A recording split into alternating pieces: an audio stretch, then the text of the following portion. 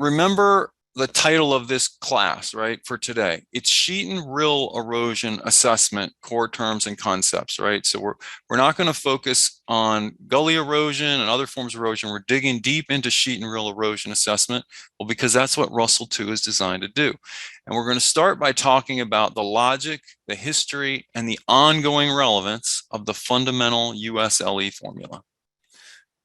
So let's dive into that. And here's my question, why focus on what I'm calling the fundamental formula? My key recommendation for today in this lesson and the others to follow is that you should memorize the original USLE formula. RKLSCP equals A, okay? I call it a 5-factor formula. Some people call it a 6-factor formula. I like to group the LS as one factor. But anyway, this is what you should memorize. And I also think you should understand what each factor means, both in the real world, right, and in the universal solace equation or revised universal solace equation models that we use. Why? I mean, technically, you don't actually need to know this formula to run Russell II, right? At this point, the factors and the calculations, which I'll explain to you, we used to do the math by hand. Actually, I didn't, but some of the people on this call did. Back in the day, they did the calculations by hand. Now, all the factors and the calculations they're pretty much inside this black box of Russell II software.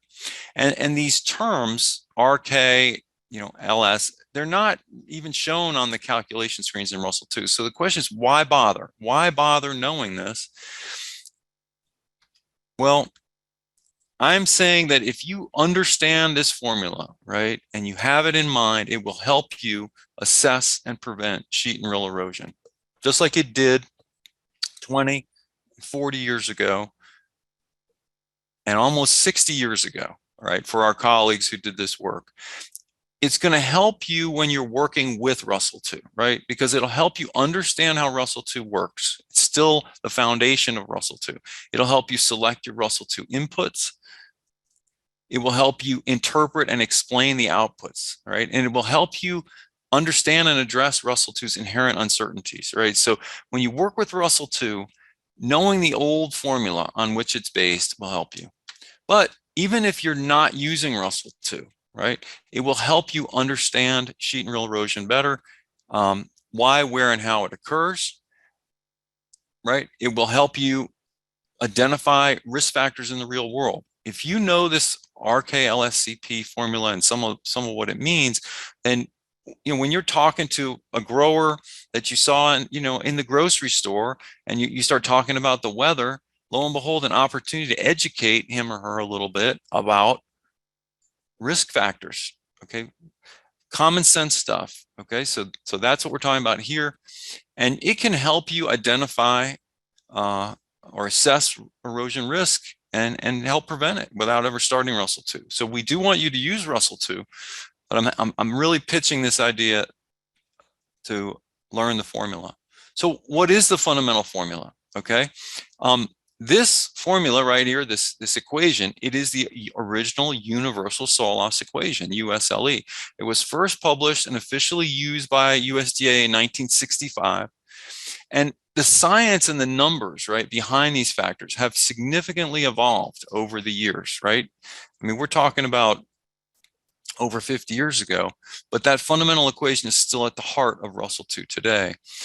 And I want to start using this term model here. And model is can be an intimidating term, but I want to emphasize that, I'd like to use that term model here this equation is a model, and so is USLE and Russell II, right? All these different versions of soil sheet and rill erosion predictions tools that we've used. So what is a model? Okay, a model is a set, and I've wrote set twice here, so ignore that, but it's a set of rules or formulas designed to help us understand or predict complex processes or phenomena, okay? So we're taking something very complex and we're trying to break it down and simplify it and create some rules or formulas to help us understand it. And models can be very simple and qualitative, right? They can be easy to understand, or they can be complex and quantitative. So I want to use an example. I have a teenage driver here at my house, right? And you know, I often think about risk models. We're talking about the risk of sheet and rill erosion. I'm interested in the risk of my teenage driver doing something like what you see here, right? So insurance companies, I mean, you know for sure they have complex models that can quantify risks associated with various aspects of teenage driving, right? I mean, I'm sure they have ways to really quantify what is the risk of a driver of a certain age. You know, the younger they are, probably the worse off they are risk-wise. If there are other teens in the car, driving at night, history of past accidents, you know, these are probably pretty good predictors of how likely you are not, right, to have a problem. Well, I don't have access to those insurance company models, but I understand these factors, right? And so I have a simple mental model to guide my decision making, right? I don't let my kid drive around with other teens in the car at night. And, you know, so that's the point here, right? Models can be simple, they can be more complex. Why do we need a sheet and rill erosion assessment model? You know, why can't we just go out and look at it? Why do we need a model? Well, this is something I covered last time, and we can go over it. You know, again, a little bit here today.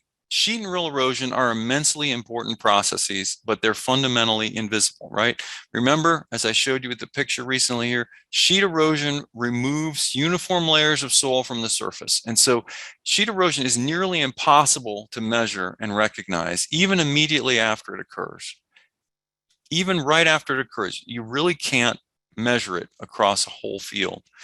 Rills are visible immediately after they're formed, right? But they're going to be very difficult to measure. And then they're not only easily erased by the next tillage operation, as we said here, just in our review before this lesson, they don't come back in the same place the next time. So very hard to see these processes. And of course, sheet and rill erosion both result in this gradual disappearance of soil over a long time. And that allows erosion to proceed unrecognized, right? For years, decades, generations. And once the results, you know, of all that soil loss become obvious, a lot of times the soil is dramatically degraded or even destroyed. So you know, this is this existential threat that our agencies were built to address or designed to address a long time ago. But we need a model, right? Because it's logical. If farmers and their advisors, that's you and me, we can't trust our eyes. We're going to need a tool to help us rationally assess the risk of sheet and rill erosion across different sites, slopes, right? Farming methods. So our farmers and us and farmer advisors can prioritize the sites, right? Which site needs the most attention, biggest concern, and then how are we going to evaluate the best solution? So that's the logic of this, right? Of Russell 2. We need a model since we can't trust our eyes. And in a previous lesson, I talked a little bit about Hugh Hammond Bennett, founder of, we could say, the first chief of NRCS, the father of soil conservation. He and others already realized this back in the early 1900s, that we would need some kind of tool to help us. And what is the tool we use for this immensely important purpose? Today it's Russell 2, and in the past it was previous versions of the model, USLE and Russell. Okay, so that takes us to history. I think there's a lot of value in looking back. I want you to memorize this model, RKLS CP equals A, right? I want you to appreciate where it comes from, and also maybe appreciate how lucky you are to have Russell 2 in its current form. In 1905, Hugh Hammond Bennett and his colleague, Bill McClendon, they're credited with basically discovering sheet erosion, right? Because usually back in the day, you know, erosion, gullies, rills, that was obvious evidence. But while these guys were conducting a soil survey in Louisa County, not very far from where I'm sitting right now, they realized that a whole layer of the field was gone. And the evidence of erosion was the absence of soil. So that's 1905. With Hugh Hammond Bennett doing a lot of pushing over a couple decades, and others working at it, and evidence of a nation that was kind of washing and blowing away. In 1929, we had the first major federal funding of erosion research. And so 10 experiment stations were established across the Midwest to start actually studying this sheet and rill erosion process. So we get through a number of additional decades. There's a lot more research stations and sites are added. Actually, I've just figured out, doing some research for today, that Blacksburg, Virginia was one of these key sites, one of about 50 sites. And there were many decades of work. And we often hear, or when you read the Russell II background and USLE background, of more than 10,000 site years of results. So for context, okay, what does that mean? 10,000 site years, to get that, you'd have to have 50 different stations, and let's say you had 5 sites per station, and for 40 years. Okay, so what that means is it's an immense investment in research. And that's what Russell II and the predecessor models were based on. And this is kind of what the erosion research looks like. And there's Hugh Hammond Bennett, and I think this is at one of the stations in Oklahoma early on. And so it's, again, on side slopes, right?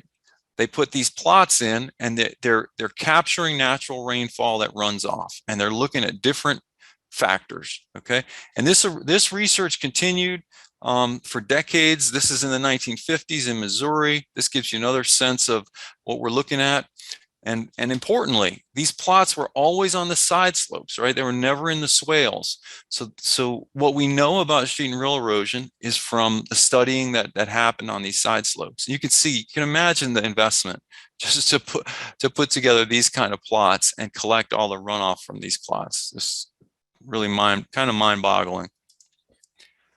So research showed that, there were really 5 factors that kind of controlled cropland sheet and rill erosion risk, right? RKLSCP: climate, the climate, soil type, the topography, or how steep the land was, and also how long those slopes tend to be, and then the farmer's management, all right, the management of cover and soil, and then certain support practices that could be added. And by the late 1950s, there was enough information to be able to quantify these factors, develop a predictive model, which we called USLE. And why was it called universal, right? Because there were multiple regional efforts underway, and this model seemed comprehensive enough that could be applied nationwide. And it's actually been adapted and used in many other countries. But the universal indicated it was a nationwide US thing. So we've been using Soil Conservation Service, and then renamed NRCS today, has been using the resulting models for field level sheet and rill erosion prediction and conservation planning for nearly 60 years. This is kind of the time frame, right? For approximately 30 years, up through the mid 1990s, our agency used USLE, and some of you today may remember using it. I do not. We then switched to Russell I, and I'll tell you a little more about each of these. The mid 1990s to mid 2000s, so that was a shorter time, approximately 10 years. And then for approximately 20 years, we've been using Russell II. And as I might have mentioned in a previous lesson, this is right about when I joined NRCS. So Russell II is the only model that I really know. The tools involved significantly. So let's just, again, go back to understand some of the history. For about 30 years, our tool was 100% paper-based. So the user looked up the factor values in tables and charts, and these are some of the documents that help guide that. 1965, 1978, you would plug the actual numeric values into the equation, right? And you just do the math, just like you would. You remember doing other math problems at school. There was a slide rule here that facilitated doing these computations. You can see the date here. This is August 1980, right? So the focus back then was really on planning to T. And the question that a lot of our planners would ask was, what is the combination of management and practices, right, that will reduce soil loss to that tolerable level? In the previous lesson, we talked about soil loss tolerance. How much soil loss can a field tolerate and still, have maintain productivity over the long term, whatever exactly that means. So the way you would solve for that, well, what management is good enough, right, is you take this equation, and we, instead of having A here, the answer, we say, well, we want the answer to be, T or less, right? We want RKLSCP to be T or less. So then you rearrange the equation, you solve for your crop and cover management, excuse me, C and P factor, cover management and practice. So what the farmer controls. So you get this T over RKLS. And I don't know how to use this slide rule, but I can tell you if you look at it closely, okay, there are a bunch of little numbers in here, okay? So you're going to have manuals and so forth where you look up these values. All right, so 30 years we use that. Let's make it better. Okay, so around the mid 1990s, ARS and NRCS roll out Russell 2, Russell 1, the revised universal soil loss equation version 1. The goal was to integrate some new science, get some broader applicability. It could be applied to construction sites and rangeland and things other than cropland. That was the idea, and they want to computerize it, right? And this is the book, and this is a pretty good book to go back and look at if you ever want to get deep into Russell 2, because this is really the foundation of the revised universal soil loss equation. But look, most Virginia field users only knew a modified paper version because the computer tool was not user friendly, right? It was a DOS-based computer program. So this is what the screen looked like. And if you think Russell 2 looks a little bit abstract, just imagine working with this, right? So it was not intuitive. It was not field office friendly in multiple ways. And people really wanted a Windows, a graphical interface. As we got into the 90s, early 2000s, we could do better than this computer wise. And that took us to Russell 2. All right, so we've been using this for about 20 years officially. There was a continued evolution of the science and math, right? And so the RKLSCP equals A structure, it's still the foundation, right, inside Russell 2. But these factors are no longer completely independent, and you cannot, I repeat, you cannot extract the factors from Russell 2 and then calculate by hand, right, the soil loss. And so it's much more of a black box tool. There's a lot of computations going on behind the scenes and quite a lot of computations. There are some important new functions and outputs, and this is something that we'll talk about hopefully in future lessons, future webinars. Soil conditioning index, soil tillage intensity rating, right? These are really useful outputs that were not available before Russell 2. There's even a fuel use estimate function, which I don't find particularly useful, but it's there. So really a much more powerful tool. And look, it's complex, it's complicated, but honestly, it is still very field office oriented, okay? It still has a lot of practical value. It's Windows based. There's some graphic elements as you may have seen before, but if you haven't, this is kind of what it looks like. It's far better than the old DOS option. It's a relatively intuitive structure. You can kind of figure it out. And the user templates also will allow control over the level of detail shown. So all the Russell 2 that I teach is all just a basic view, right? There's far more detail that we could show if we wanted to. So this is this formula I keep talking about. And so the goal now is to dig into this a little bit more.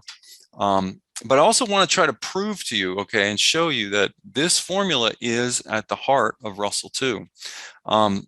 The first three factors are field factors: climate, a measure of precipitation energy or intensity, how erosive is your climate; the soil type, the inherent factors of your soil type, how erodible is it; topography, right, how steep and long are your slopes; and then farmer controlled factors, right, cover management and support.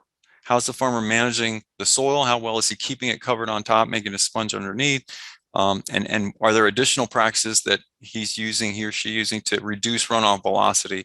And I say that the answer, the amount of soil loss, right, is farmer controlled. But when you have an equation in this form, you already know that the answer A is going to get higher if these numbers get bigger, right? So that's the idea. The bigger the R factor, the higher the soil loss. So that simple concept is still useful today when you start looking at R factors and K factors. Is that if the number's getting higher, is that good or bad? Well, it's going to result in more erosion, everything else being equal. Now, when you have a soil type, you have a K factor, which tells you how erodible it is. But there's also a T value that we talked about in a previous lesson that's associated with each soil type. And that tells you, what the soil can tolerate, at least according to some relatively old thinking, about how much you can afford to lose. And remember that the answer we get, soil loss for conservation planning, the amount of soil loss expressed in tons per acre per year on average, that answer is not T, right? What we do is we compare, or one of the things we can do with the answer is compare it to T, right? So that's the point. So look, does this really show up in Russell 2? I'm going to take a moment here and show you what I call Russell 2's simplest calculation file, the profile. And here's a conceptual diagram of a Russell 2 profile, and here is an actual screen view, okay? And this is the model's base computational unit. So if there are different calculation files that we'll cover in other lessons, but if you're going to do a Russell 2 calculation, any calculation you do, at the heart of it is going to be this type of setup, right? And so if we look at this conceptual diagram I've drawn here or created here, RKLS, right? Those are those field factors I showed you before. And these are the farmer controlled factors, right? The crop, the cover management, the support, and ultimately the answer, right? RKLS CP equals A. So where does this show up on this screen? Because you're going to notice the term RK, they don't show up on this screen. Well, you choose a climate, right here. You select a climate factor, that selects your R, okay? You select your soil type, that selects your K. And you're going to notice there's 5 steps, right? And I've told you there's 5 factors. I call LS one factor because it's topography. But before I go to that, your T value, right? Remember, T is important. That shows up here on the screen. When you choose your soil type, your T value shows up there. They're different screens where it may be in a different place, but it's always going to be somewhere.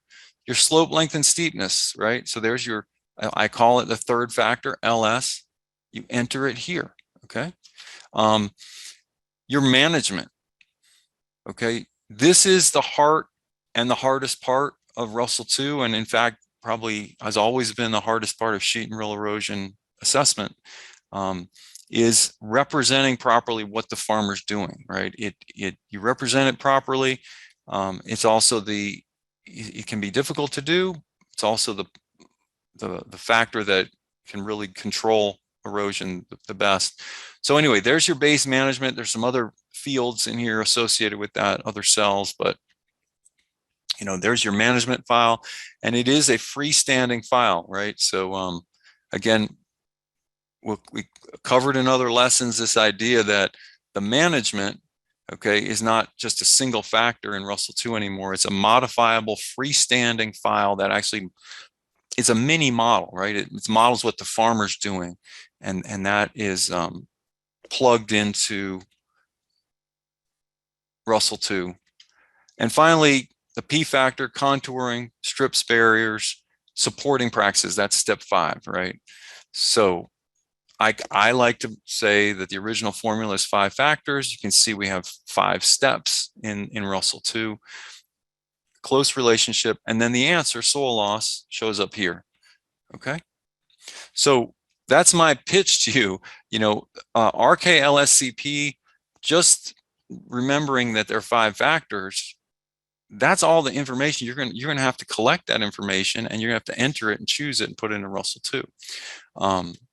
So, the next question, to cover here, what do these terms mean? And let's dig into what each of these means, and how does knowing this stuff help me? I told you it would understand Russell 2 and use it more effectively.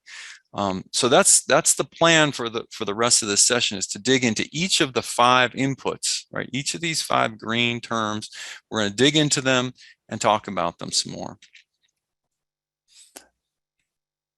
Even though some terminology is different in Russell 2 and the associated calculations are kind of hidden inside the black box of the Russell 2 software, I have told you again and again, it's extremely valuable to be familiar with the original formula. And the question is, why? right? So I told you, it is still the foundation of how Russell 2 evaluates sheet and rill erosion risk. It's buried inside that tool. And also I showed you, whoops, this is going to be a check, a little messy. The 5 key factors, RKLSC and P, are the 5 categories of input information that you're going to need to collect and enter into the computer program. That is also correct. This is not correct here. This is wrong. Okay, Russell 2 is so complicated that even if it's against policy, it is often easier to just go back to the old equation and get the answer. If you worked for NRCS, between 20 and 40 years ago, maybe you know how to do it. I don't recommend doing it.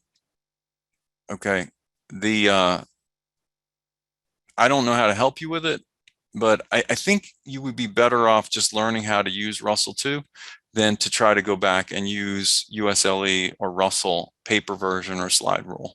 So this is not recommended.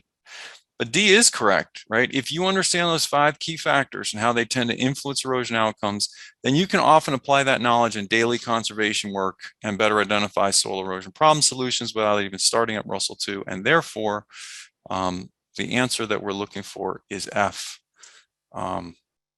Okay, just remember, I'm telling you to respect and know about USLE and Russell 1 and to memorize the formula, but not because I want you to use those tools. I want you to use Russell 2. All right, hopefully that was helpful. And a very strong pitch that it's useful to know these factors. And now we're going to go through each of the 5 factors.